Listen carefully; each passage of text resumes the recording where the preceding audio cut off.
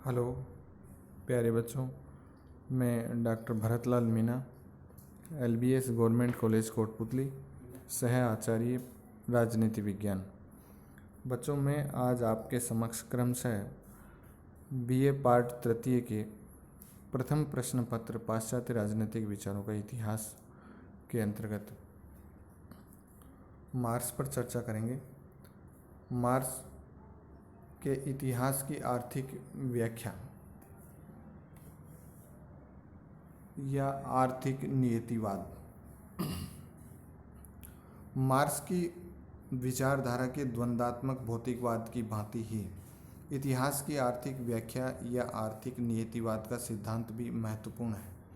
वास्तव में द्वंद्वात्मक भौतिकवाद के सिद्धांत को सामयिक विकास के संबंध में प्रयुक्त करना इतिहास की आर्थिक व्याख्या है। कार्ल मार्क्स उन इतिहासकारों से सहमत नहीं है जिन्होंने इतिहास को कुछ विशेष और महान व्यक्तियों के कार्यों का परिणाम मात्र समझा है। मार्क्स के विचार में इतिहास की सभी घटनाएं आर्थिक अवस्था में होने वाले परिवर्तनों का परिणाम मात्र है और किसी भी राजनीतिक संगठन अथवा उसकी न्याय व्यवस्था का ज्ञान प्राप्त करने के लिए उसके आर्थिक ढांचे का ज्ञान नितांत आवश्यक है। मानवीय क्रियाएं नैतिकता, धर्म या राष्ट्रीयता से नहीं वरन केवल आर्थिक तत्वों से प्रभावित होती है। स्वयं मार्क्स के शब्दों में सभी सामाजिक, राजनीतिक तथा बौद्धिक संबंध, सभी धार्मिक तथा कानूनी पद्धतियां, सभी बौद्धिक दृष्टिकोण जो इतिहास के विकास क्रम में जन्म लेते हैं, वे सब जीवन की भौतिक अवस्थाओं से उत्पन्न होते हैं।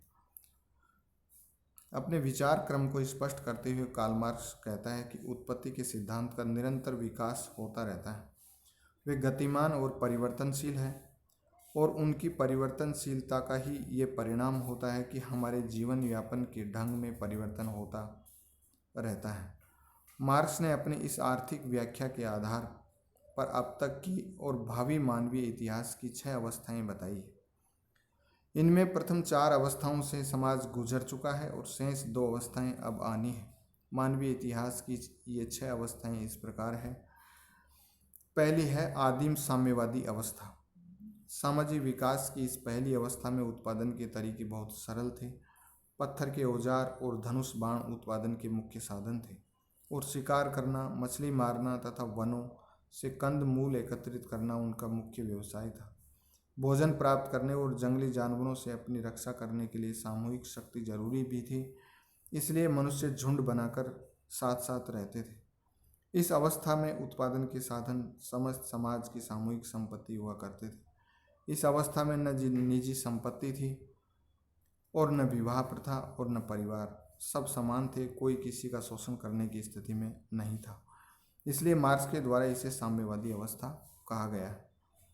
दूसरी है दास अवस्था। धीरे धीरे भौतिक परिस्थितियों में परिवर्तन हुआ।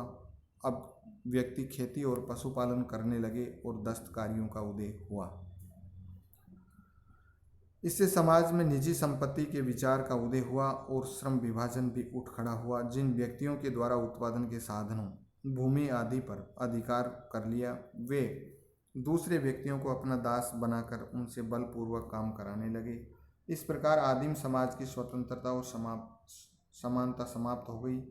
समाज स्वामी और दास के 2 अलग अलग वर्गों में विभाजित हो गया और शोषण प्रारंभ हुआ। आर्थिक क्षेत्र में इस अवस्था के अनुरूप ही राजनीतिक संगठन स्थापित हुए और दर्शन तथा साहित्य की रचना हुई। तीसरी अवस्था है सामंती अवस्था। अब उत्पादन के साधनों में और उन्नति हुई। लोहे के हल और करघे आदि का चलन हुआ और कृषि, बागवानी तथा कपड़ा बनाने के उद्योगों का विकास हुआ। उत्पादन के इन साधनों के सफल प्रयोग के लिए जरूरी था कि श्रमिक अपना कार्य रुचि और योग्यता के साथ करें। अतः दास प्रथा के स्थान पर एक नवीन प्रकार के उत्पादन संबंध कायम हुए जो सामंती व्यवस्था के नाम से जाने जाते हैं। इस सामंती व्यवस्था के अंतर्गत सामंत समस्त भूमि आदि उत्पादन के साधनों के स्वामी होते थे, किंतु भूमि पर खेती और दस्तकारियों का कार्य किसान और श्रमिक करते थे। किसानों पर सामंतों का नियंत्रण दास प्रथा की तुलना में अपेक्षाकृत कम था। इस अवस्था में भी शोषण इतना भी भयंकर था कि जितना कि दास अवस्था में। इस अवस्था में शोषकों और शोषितों का संघर्ष निरंतर चलता रहा। चौथी अवस्था है पूंजीवादी अवस्था। 18वीं सदी के उत्तरार्ध में औद्योगिक क्रांति हुई जिसने उत्पादन के साधनों में आमूल परिवर्तन कर दिया। इस अवस्था में पूंजीपति उत्पादन के साधनों का स्वामी होता है, लेकिन वस्तुओं के उत्पादन का कार्य श्रमिकों द्वारा किया जाता है।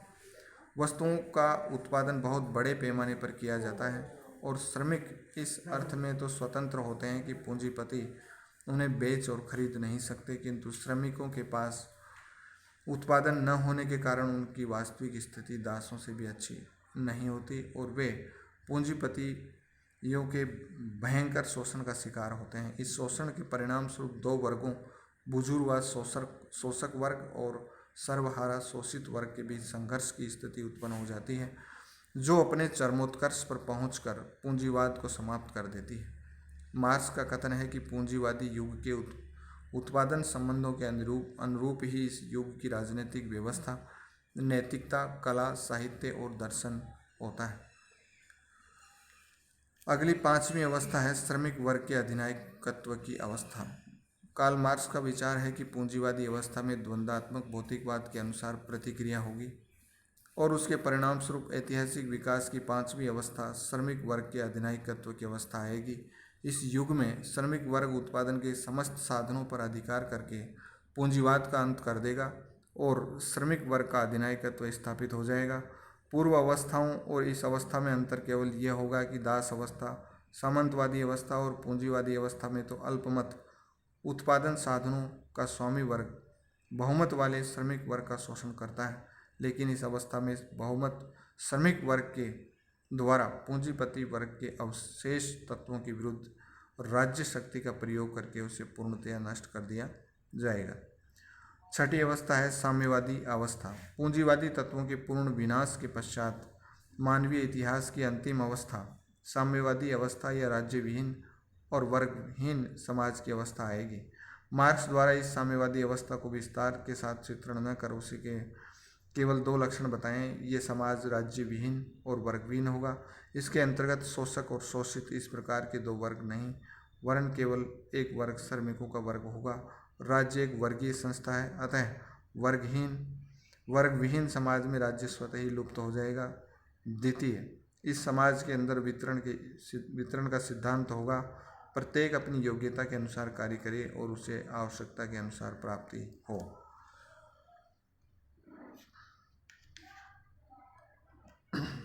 मार्क्स की इतिहास की आर्थिक व्याख्या के हम कुछ निष्कर्ष निकाल सकते हैं, जो इस प्रकार है कि सामाजिक जीवन के परिवर्तन ईश्वर की इच्छा अथवा महापुरुषों के विचारों और कार्यों के परिणाम नहीं होते और न वे संयोगवश होते हैं, वे सामाजिक विकास के निश्चित नियम हैं। दूसरी विशेषता है प्रत्येक युग की समस्त सामाजिक अवस्था पर उसी वर्ग का आधिपत्य होता है जिसे उत्पादन के साधनों पर स्वामित्व प्राप्त हो। समस्त सामाजिक व्यवस्था उत्पादन स्थिति और उत्पादन के साधनों पर निर्भर करती है। उत्पादन स्थिति में परिवर्तन हो जाने पर विद्यमान राज्य शोषक वर्ग की आवश्यकताओं को पूरा नहीं कर पाता और इसलिए राज्य की प्रकृति में ही परिवर्तन हो जाता है। वर्ग संघर्ष मानवीय इतिहास की कुंजी है और दास युग से लेकर श्रमिक वर्ग के अधिनायकत्व तक वर्ग संघर्ष ने सामाजिक व्यवस्थाओं को परिवर्तित करने का कार्य किया है। लेकिन साम्यवादी युग में वर्गविहीन समाज की स्थापना से वर्ग संघर्ष की यह प्रक्रिया समाप्त हो जाती है।